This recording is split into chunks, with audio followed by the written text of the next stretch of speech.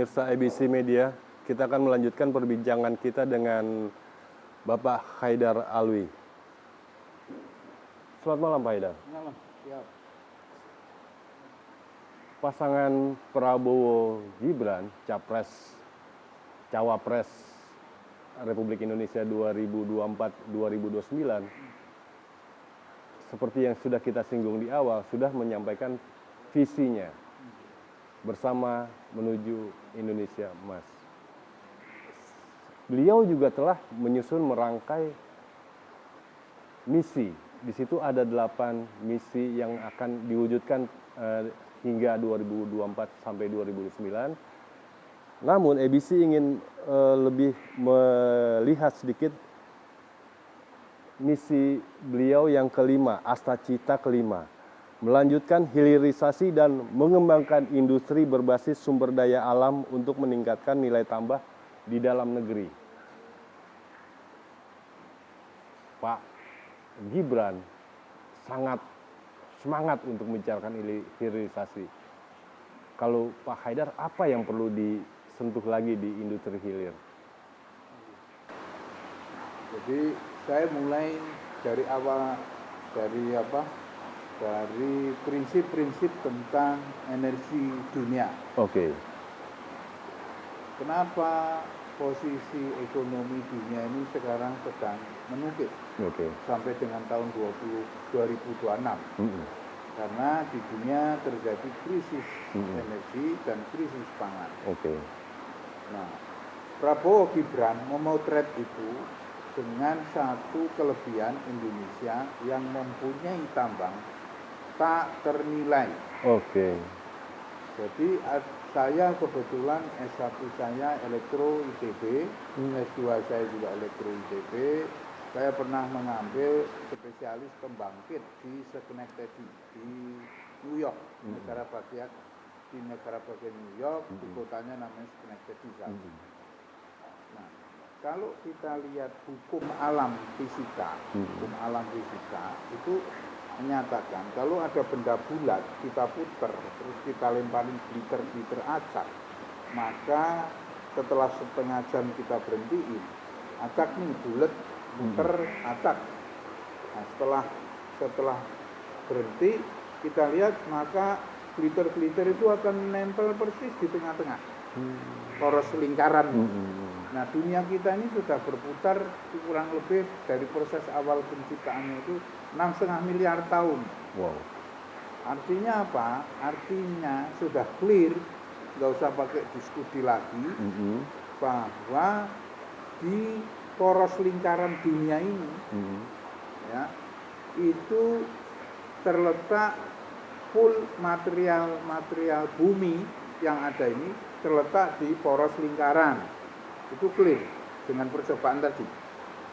Nah, kita lihat, kalau kita lihat bola dunia itu, Indonesia kita ini kalau kita tarik dari ujung Sumatera sampai Papua, geser sesuai dengan hukum kelautan, batas laut, maka Indonesia kita ini sepertiga terletak di poros bumi. Artinya apa? Artinya very very clear bahwa mineral dunia itu berada di Indonesia, mineral dunia. Nah, atas dasar itu bahwa Indonesia kita ini pasti ke depan di tengah-tengah krisis energi itu pasti menjadi rebutan negara-negara besar lah. Kepengen ini masuk karena di sini dunia krisis energi, kita kelebihan energi. Nah, contohnya apa? Contohnya salah satu contoh kecil nih saya kasih contoh ya. Itu di Dompu, di kota Dompu di Sumbawa. Itu ada kecamatan Iyu apa kecamatan itu ada tambang emas dengan cadangan 2 miliar ton. Bisa cek itu di YouTube itu. 2 miliar ton cadangan emasnya. Bayangin aja itu satu kecamatan. Di Sumbawa itu dari ujung ke ujung banyak emas ini.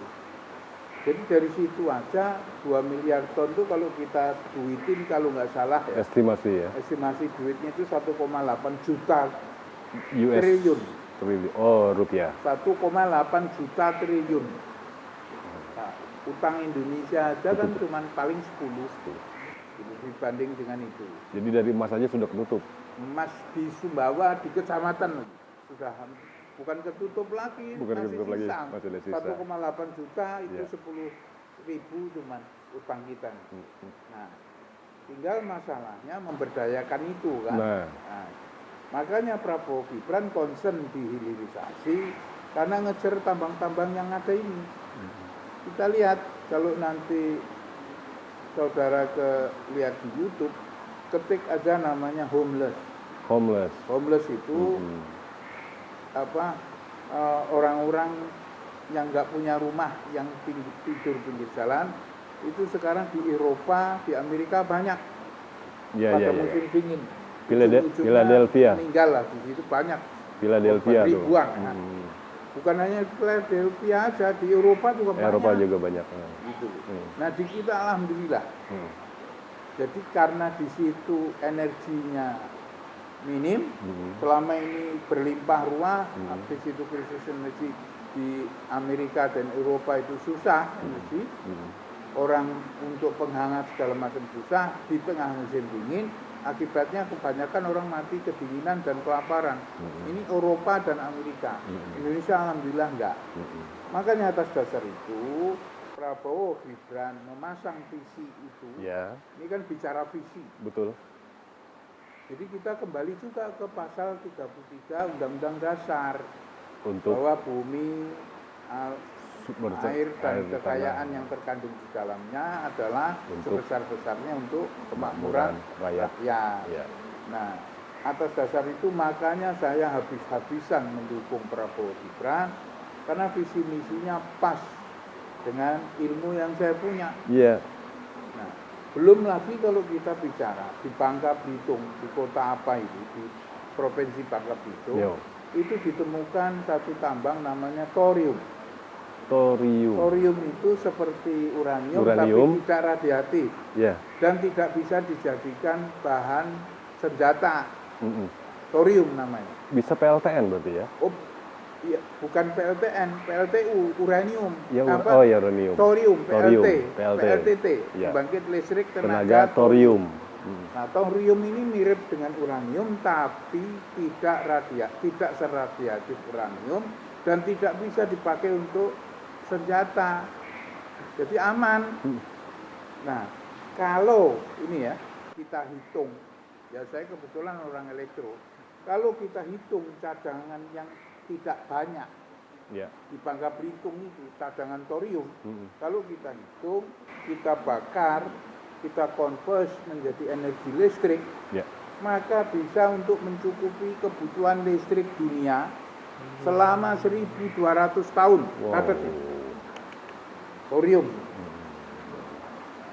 Jadi ya nanti kita satu-satu visi dan misi yang dijalankan oleh Prabowo Gibran, insya Allah bisa berlanjut.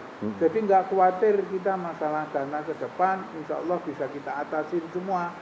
Kayak program misalnya Pak Prabowo Gibran, programnya makan siang gratis, katanya 600 triliun itu dari anggaran. Susu itu untuk ibu-ibu dan anak-anak supaya cerdas. Kalau lihat posisi kekayaan kita ini, itu tidak takut. Banyak. Baru-baru ini ditemukan tambang minyak dan gas di Aceh sama di daerah Maluku, di ekspornya di lepas pantainya, itu cadangan minyak dan gasnya itu mungkin ya. Saya belum lihat secara pasti. Kalau satu jazirah Arab dikumpulin itu masih banyak situ. Wow. Ini Indonesia ini luar biasa. Ya? Makanya cuma belum dieksplorasi. Belum dieksplorasi karena mungkin kalau kita maklum, mungkin zaman Pak SBY belum tersentuh, repot macam-macam. Tapi zaman Pak Jokowi sudah dimulai. Sudah ya. 10 tahun beliau bergerak ini menyiapkan infrastruktur, menyiapkan peraturan tentang pertambangan yang bagus, terus selalu menjadi bagus. Jadi setelah ditambal sulam dibuat peraturan begini, oh ini ada kelemahan diperbarui. Zaman Pak Jokowi gitu terus, nanti di ujungnya pasti ketemu, oh ini harus begini peraturan tambang itu. Kalau sekarang masih dari daerah ke pusat, sebagian taruh daerah lagi. Nah nanti mungkin zaman Pak Prabowo Gibran untuk mencapai melaksanakan visi dan misinya itu sudah firm, peraturan pertambangan dibuat mudah, dibuat bisa jalan, tidak merusak alam, sehingga semua organ bisa berpartisipasi. Oke, Pak Haidar tadi sudah mengeksplor, menjelaskan secara lugas dan gamblang sumber daya alam seperti thorium, mineral logam. Kalau migas bagaimana kondisinya sekarang? Minyak dan gas itu saya di kesempatan ini mudah-mudahan ini sampai kepada pemutus kebijakan nanti Pak Prabowo Gibran. Itu saran saya kita niru taktiknya Cina. Seperti apa, Pak? Cina itu kan minyak dan Cina itu ada minyak dan gasnya tidak melimpah ruah. Nah di kita ini kan melimpah ruah. Nah jadi di pinggir-pinggir itu, pinggir pantai segala macam itu dibuat refinery. Oke, refinery-nya beli dari mana? Beli dari bekas Cina ada refinery. Di Cina itu kenapa bisa maju? Dia tidak punya minyak dan gas. Jadi dia bangun refinery kecil-kecil tapi banyak di pulau-pulaunya itu. Makanya daerah-daerahnya provinsi-provinsi jadi maju karena pemerintah nyiapin energi full. Daerah yang bisa maju adalah daerah yang secara kepemilikan energinya dijamin bagus. Sehingga menengah itu ya kalau kita di sini koperasi dan lain sebagainya bisa hidup karena sumber energinya jelas. Nah kalau kita sekarang di Cina itu refinery kecil-kecil yang ditaruh di pinggir-pinggir pantai itu sudah nggak dipakai karena dia 12 tahun dia bangun itu. Jadi strategi Cina itu pasang refinery di pinggir-pinggir itu, terus minyaknya, crude oilnya itu disuplai dari Iran, Teheran. Sehingga dimasukkan di refinery, keluarlah hasil. Ya baik itu bensin dan lain sebagainya, dan itu keluarlah. Gitu. Sehingga bisa dipakai. Nah di kita sini kan bahan mentahnya crude oil kita punya sebetulnya. Tidak pusing lagi kita. Nah jadi taruhlah refinery di tempat-tempat tertentu, Kalimantan pinggir-pinggir semua pinggir, sehingga bisa masing-masing provinsi itu bisa maju pesat, energi bebas besar. Siapa yang paling berkompeten untuk kewenangan penuh untuk membangun refinery? Apakah juga membutuhkan investor dari luar? Jika membutuhkan investor dari luar, sistemnya B2B atau seperti G2B? Bisa B2B, karena itu memang sudah tidak dipakai oleh China. Bisa aja lewat business to business. Business to business ya. Tapi yang penting peraturan itu dibuat dulu. Harus payung hukumnya dulu. Harus payung hukumnya ada. Jadi pembangunan refinery di seluruh pantai seluruh Indonesia itu harus ada payung hukum. Apalagi kita pakai bekas Cina. Nah refinery-nya crude oil-nya kalau kurang dari tempat kita, ambil dari Teheran yang bagus, yang murah.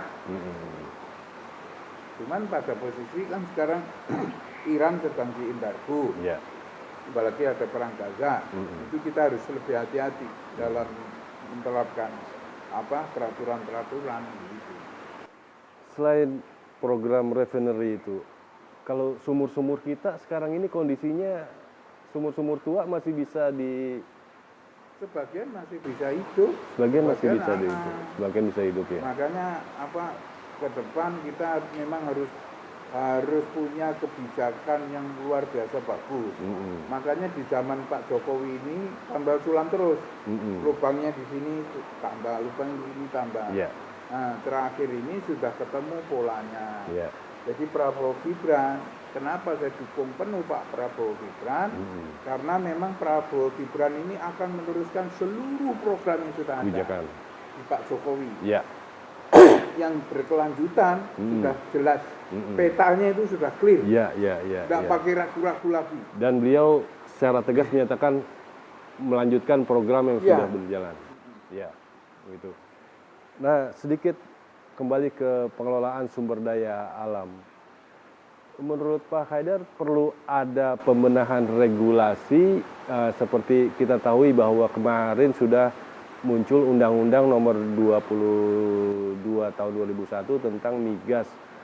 Itu seakan mengekang Pertamina untuk memberikan kewenangan penuh pengelolaan migas. Karena investor-investor lain pun harus sibuk dengan mengurus sendiri. Apakah perlu ada kajian sedikit tentang pengelolaan migas di Indonesia atau seperti apa? Oh jelas, perbaikan itu memang setiap saat itu harus melihat manfaat mudorot apa yang terjadi. Kalau diputusin misalnya di monopoli Pertamina itu kejadiannya begini. Yeah. Kalau boleh investor masuk itu ada peraturan yang harus diubah misalnya kan. Nah, kita tidak boleh melanggar Undang-Undang Dasar pasal 33. Yeah. Itu kan jelas di situ bahwa bumi apa yang terkandung di dalamnya untuk menjadi milik negara dan sebesar-besarnya dimanfaatkan untuk kepentingan rakyat, gitu kan? Nah itu tidak boleh kita langgar. Jadi dalam menentukan ini memang harus BUMN kita yang kita dorong. BUMN. Ya, harus betul. BUMN harus kita BUMN. dorong untuk maju karena BUMN sesuai dengan pasal 33 tadi, badan usaha milik negara. Jadi yang harus kita dorong dan kita dukung penuh ya, menjadi baik, menjadi bagus itu, ya harusnya BUMN yang kita dorong. Dalam hal apa? Dalam hal memanfaatkan crude oil atau sumber-sumber yang ada. Dalam hal juga pembangunan pabrik-pabriknya kita sudah mampu kok, kayak rekayasa industri itu mampu bangun refinery. Nah, anak-anak negara yang sudah maju-maju, yang sudah berpikiran maju itu yang bisa untuk bangun sudah terbukti kok. Rekayasa industri itu bisa bangun itu. Rekayasa industri sudah terjadi, pengolahan mineral logam, nikel, mangan sudah bentuk setengah jadi.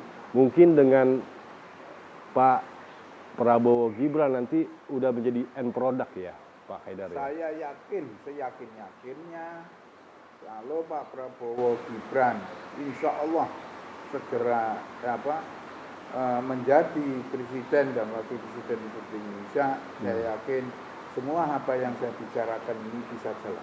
Ya. Menurut Pak Haidar yang sudah tahu peta politik, tahu peta ekonomi Indonesia, apa yang harus tetap dicermati oleh pasangan kedua ini, Pak Haidar, untuk visi misinya itu terlaksana hingga 2029? Kalau saya diskusi bukan hanya untuk 2029, tapi Prabowo Gibran ini bicara sampai Indonesia Emas 2045. 2045 ya, lebih itu jauh yang lagi. dibicarakan Prabowo Gibran. Jadi kita bicara itu tidak hanya 5 tahun. Oke. Kita bicara sampai 2045. Itulah yang dituju oleh Prabowo Gibran. Ya, menuju Indonesia Emas. Bicara mengenai Indonesia 5 tahun ke depan. Terlalu short. Ya sempit lah itu 5 tahun mau ngapain.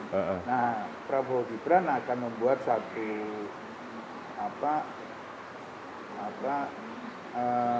rancangan pembangunan negara kayak zaman Soeharto Repelita. Nah, akan membuat Repelita mungkin sampai dengan 2045 untuk menjadi acuan.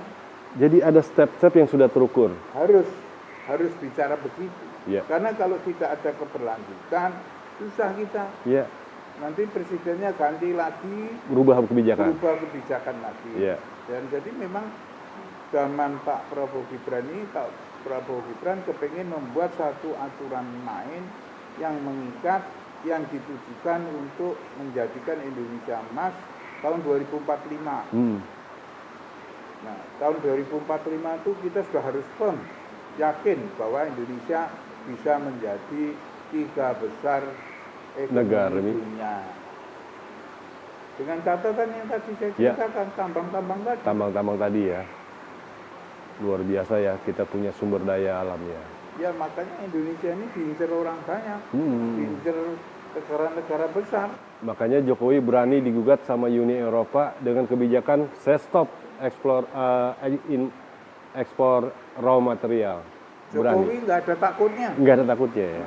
Yang penting untuk kepentingan rakyat. Nah, itu yang mudah-mudahan ditiru oleh Prabowo Gibran. Iya. Nggak paten lah dengan negara asing, yang penting rakyat saya sejahtera, yang penting program saya jalan. Itu hebatnya Pak Jokowi. Pak Haidar optimis ya, pemerintah jika nanti pasangan Prabowo Gibran mendapat amanah, walaupun dari sekarang masih real count-nya masih 41% di KPU, tapi jika sesuai dengan analisisnya Pak Haidar 55% sampai 56% itu udah unggul, optimis ya ini. Saya sangat optimis, hakul yakin bahwa kalau Prabowo Gibran menang, insya Allah apa yang saya ceritakan ini semua bisa jalan. Oke. Luar biasa Pak Haidar Alwi. Ternyata beliau sangat jauh untuk mendeskripsikan bagaimana Indonesia bisa lebih value added dari sisi sumber daya alam, pengelolaannya, sampai tidak hanya untuk sementara 5 tahun, tapi sampai 2045 Indonesia emas. Terima kasih Pak Haidar atas kesempatan wawancaranya malam ini. Oke. ABC Media, selamat sukses selalu.